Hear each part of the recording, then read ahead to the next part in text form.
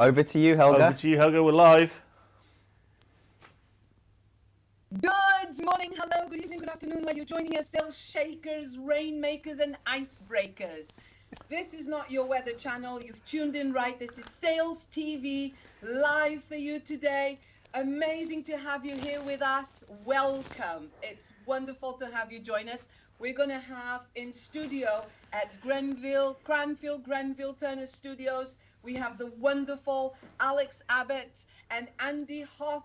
They're here to join us to kick up the conversation about energy and passion. Woo. Are you ready? Over to you. I'm not sure we picked the right person to host this, actually. No, I'm not sure either. It was borderline. Morning, everyone. Energy and passion in sales. Where's that little fine line between too much and too little? Yeah. Unfortunately, we don't have Adam Gray because we would be able to put two ends of the spectrum, Helga on one end, Adam on the other, and you could decide where you want to be on that line. Helga, come on, talk us through whether we need energy and passion in sales or not. Well, I personally find it indispensable to show your passion. If you're not passionate about what you are talking about, how you serve your customers, how you help them to achieve amazing results that move the needle for them, that help them to stand out, to beat the competition, then, how can they be excited to be talking with you? But I do feel that there is more to just saying passion and energy are important. I really do find that there's a bit of a pyramid relationship here, where at the base of it we've got how you feel as an individual, how healthy you are, your family status, sport, your hobbies, are you resting enough, even your housing situation, there is so many factors at the base of what creates and at the source of your energy and passion in whatever you do. And then as you go up this pyramid and you start looking at who you work for, what's your leadership like? What's the culture of the company like? What's the ethical behavior within your company? And then ultimately, all of this leads, in my personal opinion, to the peak of everything, which is at the core of your energy and your passion. And it's one thing, in my view, it's the motivation. What is your internal, external, intrinsic motivation? And what is your internal, intrinsic motivation? That is at the core, in my view, of your energy and passion. What do you think? Wow. Well, what I think is when I saw this, when Andy and I were talking yesterday, and he was telling me that we're going to have you host this session, I thought, A, this is going to be amazing. And B, I couldn't get this song out of my head. Do you know the one I mean? More passion, more energy, more footwork. I'm glad you actually sung that, because I thought when you were doing this, it's like, how's Helga going to guess that song with just a hand movement? It's a book, it's a play. It's like, no, here we go again. No, you know what? I think you unpacked a ton of stuff, which I completely agree with. So your intrinsic and extrinsic motivations and your behaviours. But just starting off, Adam apparently has got out of bed, and he's hit you straight away, Helga, with if you aren't excited about what you do, why should the customer be excited about what you do? What do you think about that? Good point. Well, yeah, I think I if I recall, those are exact my same words I said right off the bat. So I'm with you. Is it Sam? Adam? Who's just Adam. woken up and Adam Gray. Thank you for joining us. No, I'm completely in agreement. However, I think there's a nuance to this, and I find it's very important. The buyer today, what do they get excited about? It's not necessarily your enthusiasm. I think there's something else behind it. And it's the knowledge and the value that that person is receiving while talking with you. You can be a more, tempered person. You could be a less kind of out showmanship type person, and that's okay. But what comes out of your mouth, what you reveal to your customer, how you control a sales conversation, how you drive and you waltz, hey, cha-cha-cha, Alex, how you cha-cha-cha your customer through the process of selling and buying and decision making, and the value that you deliver in each interaction, that's something that the customer can be excited about. And so, I think there's two ways of looking at this. Yeah, I think in sales though, part of our role is to sort of judge the situation that we're in with the buyer, the recipient that we're talking to, and balancing the passion and the energy, because not everyone wants to feel the energy.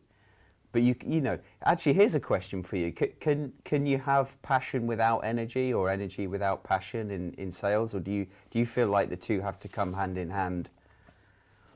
Oh, I would imagine that there are different levers that go side by side. So let's say, for example, and I love this point you made, actually, Alex, because when I think about passion and energy, when you are, depending on the stage of the sales conversation you're at and how your client or prospect is behaving towards you, and you understanding, having the emotional intelligence to read that behavior and into those words that come out of his mouth or her mouth, then you're able to push and pull those levers accordingly. We are chameleons in sales.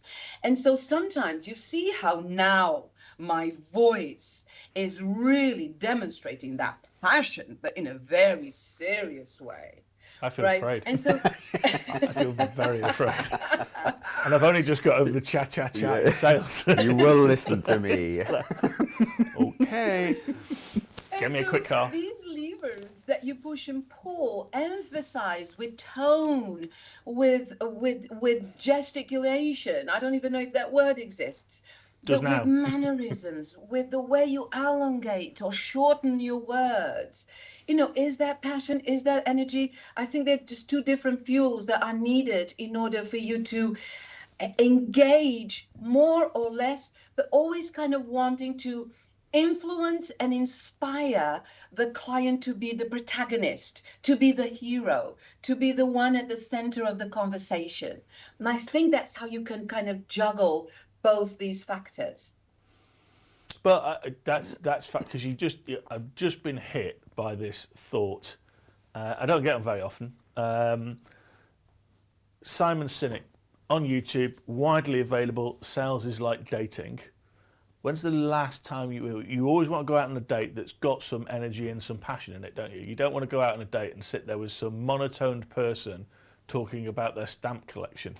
You want to go out with somebody who's going, you know what, this is great, this is what I do, and this is what we could go to the cinema and watch this at the weekend or whatever it is. And you kind of go, yeah, you're right. It is exactly, it's just this human behaviour, isn't it? It's like, so let me tell you about my product. Stamp collector, of course. Yeah, there's always that. Thank you for bringing your intrinsic quiet motivation to the conversation. It's like, how many stamp collectors have you dated in your entire life? Like, not that I have anything against stamp collectors, by the way. That is, we are an inclusive world in sales. So if there's stamp collectors out there who want to be in sales, come on in. But it's like that, isn't it? It's like, I look at it and go, yeah, you're right. It is about the passion, and it is about the energy that you bring in your personal life. If you give people energy, they want to hang out with you. If you take it away from them, they don't want to hang out with you. So it's almost as an equation, isn't it? How much do you bring to that interaction with your people, with your customers, or how much do you take from them? Because who the hell wants to be in a conversation with somebody where they feel drained after it? Yeah. Well, I think time is everything. I think timing is everything. If you are on a date, and I haven't dated in a while, FYI, but is that just in case your husband's watching? Haven't dated in a while. Honest, darling. It's like, we won't get onto Alex's love life in a minute. All right, we'll stay clear of that. Let's just imagine that you fancy this person for a very long time. This is what I would do, right? Let's just say in a hypothetical world, I fancy this person a lot, and I want to and I have the opportunity to go on a first date with them. But let's just imagine that this person has just been going through a period of a slump. They've been going through a slump period. And so they're feeling depressed, they're feeling miserable. And you kind of stepping into this date full of energy and passion might just kind of put the person out of sorts, And so I do feel that you do need to have an incredible amount of emotional intelligence to read the situation and tread around it carefully. That's not to say that you're subduing your own personality, but what you're doing is you're respecting where this person is coming from. And so I would probably start the date asking, how have you been feeling following this time, this difficult period? How have you been feeling? How do you feel now? Where are you at now? And so I'm trying to subtly, in a subtle way, really understand where this person is at, because at the right time, whether it's a little bit more gently or a little bit harder with a little bit more enthusiasm, it's like those push and pull levers, right, that Alex was talking about. You adjust them so you can just hit the person, shower them with the right enthusiasm at the right time. You do have to read the situation. What you cannot do, just like a doctor, is let that slump and that negativity and that maybe even toxicity that the person may have impact you personally, because then you're letting yourself be influenced by all that negativity, and you don't want that. I'm just seriously loving this. I mean, Neil has put out a comment here. It's difficult not to be engaged by an enthusiastic, upbeat person in any situation, not just selling. And he's right. But that's to your point, Helga, you've got to do it with some level of emotional intelligence. You can't just go, the cat died this morning. It's like, anyway, let me tell you this story. It's just like, not that I've done that in any way, shape or form. Is it all right? I have a question for Alex and for you. Okay. I know Alex, when it comes to social selling, he's the guru, he's the man, he's the dude. So, Alex, how does one bring energy and passion and enthusiasm and energy onto this sphere of social selling? Help us out with that.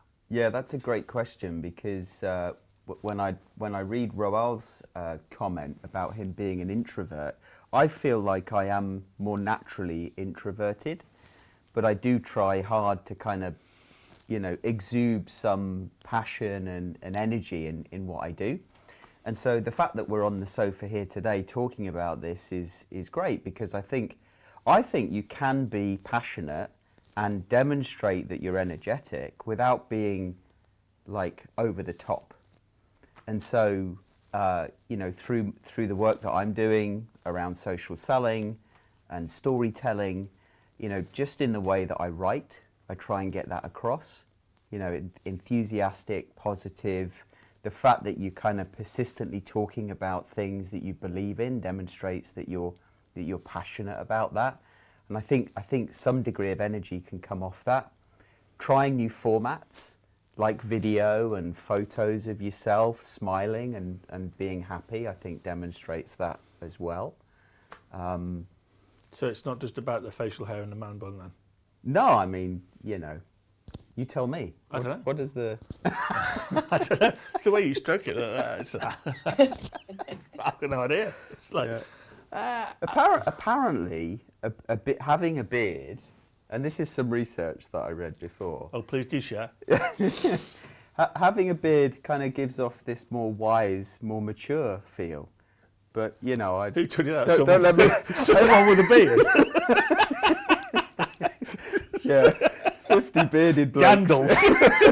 Just like, yeah. Okay, I get it now. It's like somebody told me wearing tweed jackets in the university was a good idea as well. They had the guy in the tweed jacket with the leather on the arm. Yeah. I think the top knot negates it though. You know. But what's really interesting in this is to, and I know we're going to be talking about it this afternoon with Jeff in terms of mental health. Yeah. You know, we've picked about this topic today, which is actually leading us to have fun, which is this odd thing. And talking to a person we all know, Guy Lloyd, we talked about kind of mental health issues, and I don't want to kind of go into that in a big way here, but what he said about sales and why, therefore, loving what you do and being passionate about it and bringing in energy is really important, because there's this piece of study that can't leave it at home. It's a paper that looks at job stress, financial stress, health stress, and before a seller walks through the door, you've got those kind of problems, and then sales can kind of exacerbate those mental health problems. But actually then Guy threw this really interesting piece into it, which is actually that's an incomplete kind of view of a seller, because they can't leave it at work either. Now, if you look at a doctor, when you finished your shift, the doctor, somebody else comes in and carries on what you're doing. It's not like everything stops or you have to take the patient at home. And there's a lot of professions where fundamentally somebody else has got your back while you're not there. So you kind of get that downtime. You might worry a bit. But if you're in sales, no one's looking after your deal when you've gone home. No one's looking after all of those aspects of how you get that next meeting. Yeah. And so it's almost this 24/7 nagging irritation of it's you and you alone to get the deal across the line. But actually that leads you back to, if you're not passionate about what you're doing, you're never going to get energy out of yourself. And that I think has got to be one where, you know, sales leaders and people have to take that semi-serious point of how do you really help people understand, support them, but also make it a bit of a fun environment. Because no one's going to die if you don't get the deal across the line. No one's theoretically going to actually, you know, have a bad day. Yeah, you're going to feel bad about not getting the deal, but have some fun. I was thinking this morning on the way over here about that point, but through the lens of a Formula One driver, and the fact that they have to perform at their peak throughout their career. And whilst they might not be winning races, they still have to ensure that from a psychological perspective, from a health perspective, from a fitness perspective, they're at their best. But they have this entire team of people supporting them, helping them be the best that they can be. Yet in sales, and I've had this myself, there's resentment for salespeople, or there has been in the past, and I've felt that, I've experienced that. It's like, oh, you're the sales guy, you know, you have all the fun, you get all the commission. And I think if, I'd love to get your view on this, but I think that if the dynamic changed, if the view of salespeople changed internally, they could get more support to address that point that problem that you raise.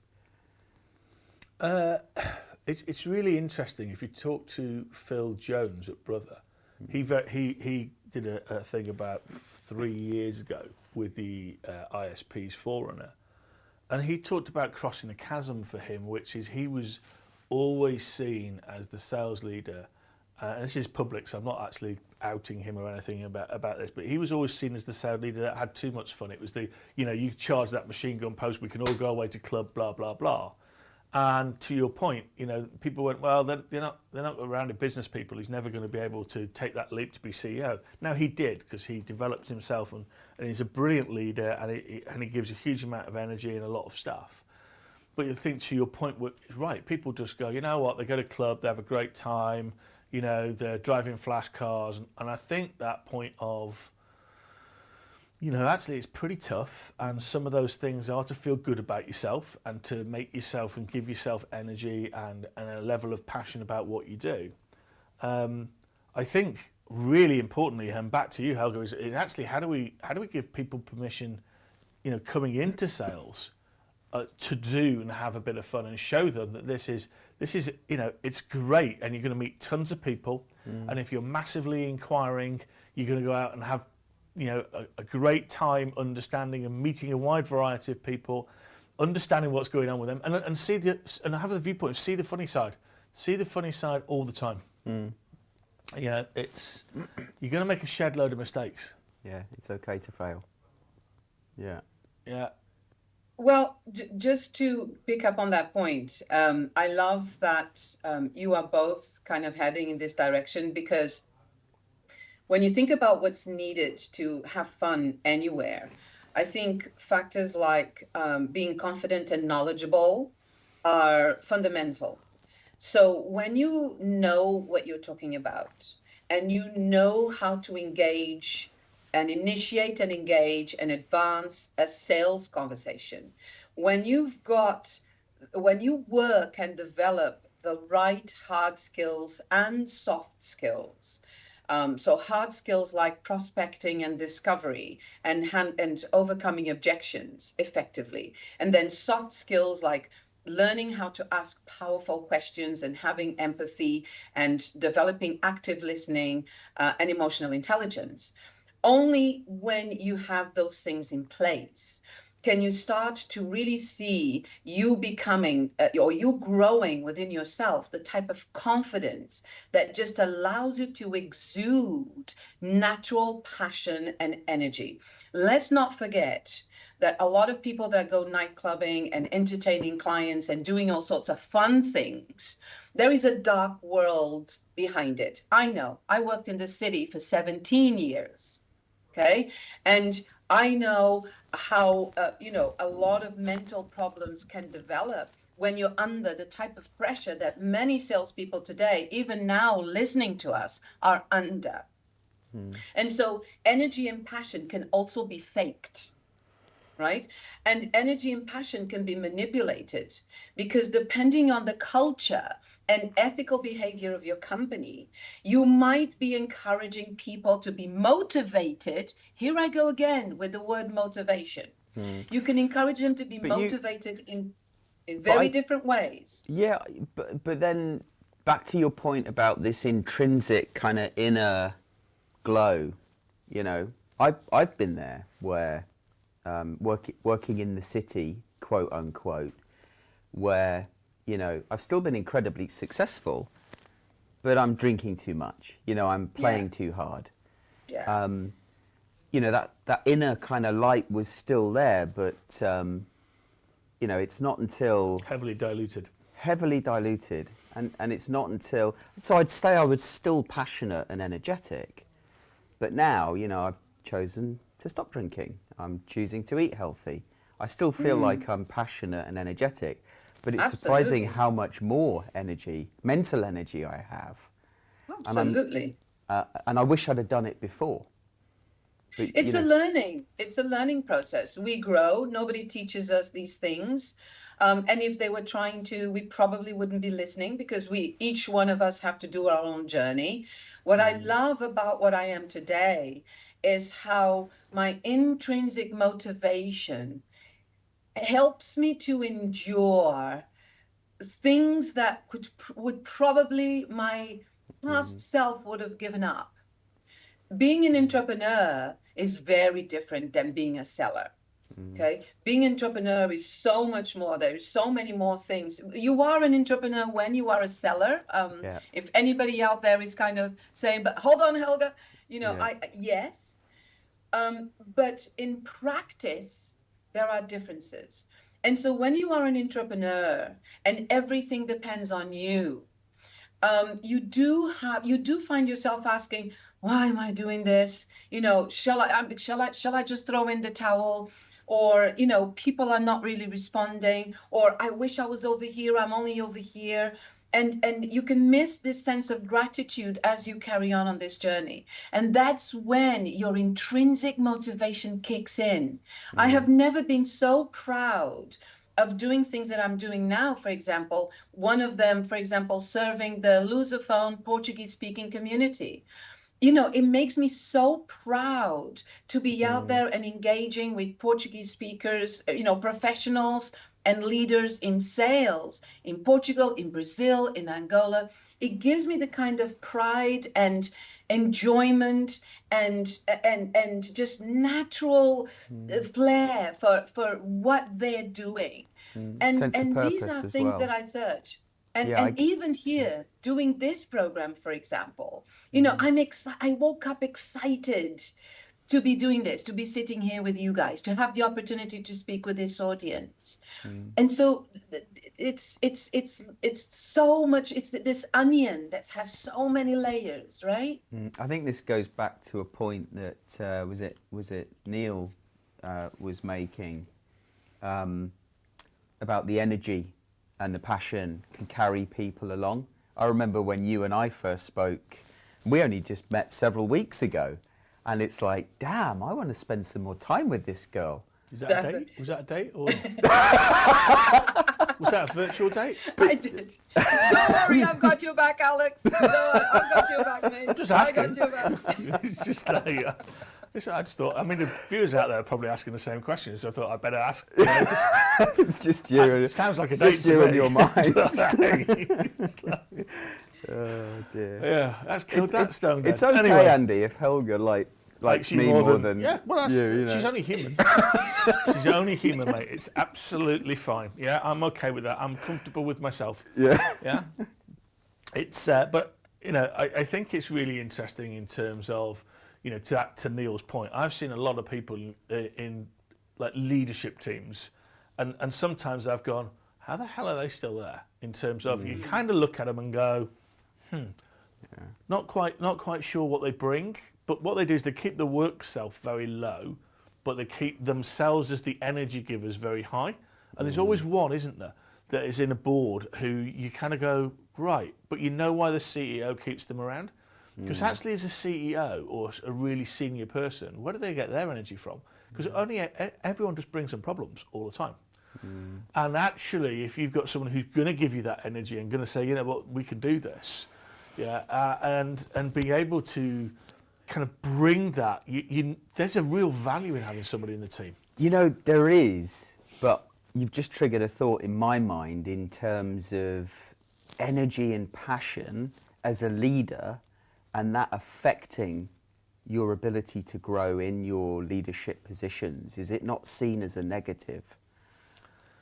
Like, he or she is too... There's a bunch of research now, without getting too academical about it, but you know, about quiet ego, and I'm sure there'll be a bit about quiet passion, and it's about having enough reserves out of all of these things that you allow other people to have the emotional space and area in which to grow and be in that meeting and be in that room.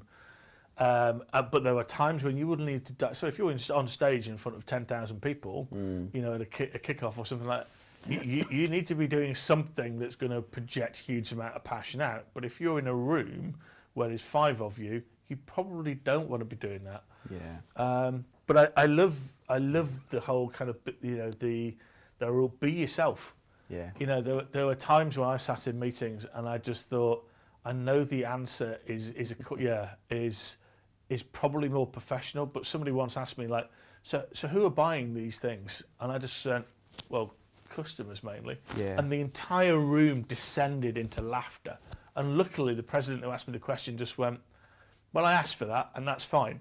And it was like, okay, but it was just like, yeah, you've just got to be yourself. Yeah. To Helga's question earlier about social selling, that's the fundamental. You have to be yourself. There's things that I do that I'm sure will make others feel incredibly uncomfortable. There's a list. I've walked into that one. Where would you like us to start? Chris, can we reset the clock, please? We need another half an hour. But it's important just to be yourself. Otherwise, it'll just feel like too much hard work. Like, you just walked into that with a big banner going, "Have a joke on me." So, Helga, we're running up to time. So, do you want to close out for us as host? Yeah. I do. Well, it's been amazing having you join us today. Andy, Alex, you guys are rocking it every minute of the day. Thank you so much for welcoming me in this role. I suppose just one last thought from me, which is when you're energetic and you're passionate, you're giving your body to the bullets, as we say in Portugal. You know, please come watch us again. Join us again next time soon. We are here for you, and sell with value until then. We'll see you soon. Thanks, Helga. I'm crying. Brilliant. is where Toby comes in and goes,